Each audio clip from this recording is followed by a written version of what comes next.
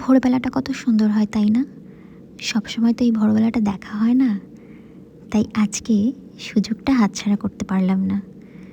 কাল পুজো দেখে এসে কোনো ভাই বোনই ঘুমায়নি, সারা রাত গল্প করেছি। তাই জন্য আজ ভাবলাম ছাদে গিয়ে সূর্য ওঠাটা একটু দেখে আসি। কি সুন্দর লাগছে দেখো। আর এই যে আমার বর, জীবনের প্রথমবার নিজে নিজে সেলফি তুলছে। একদম সত্যি বলছি, জীবনের প্রথমবার। এটাই বোধহয় ফার্স্ট সেলফি ছিল জীবনে। কখনোই আমি ওকে সেলফি তুলতে দেখিনি। আর আকাশে দেখো পাখিগুলো কি সুন্দর খেলা করছে। তারপর একটু ঘুম দিয়ে সন্ধ্যের দিকে ইস্কন মন্দিরে এসেছিলাম। দামোদর মাস চলছে তো, তাই একটু ঘিয়ের প্রদীপ দিচ্ছিল সবাই, আমিও দিয়ে নিলাম। জানি না কতটা পাপ দূর করতে পারলাম, কিন্তু একটু হলেও যদি পুণ্যটা হয়, তার জন্য কিছু একটা ভালো কিছু হোক, এটাই আশা করি, এটাই চাইব। তো তারপর এখানে কিছুক্ষণ থেকে একটু বেরিয়েছিলাম। পাশেই ছিল আমাদের লোকনাথ মন্দির।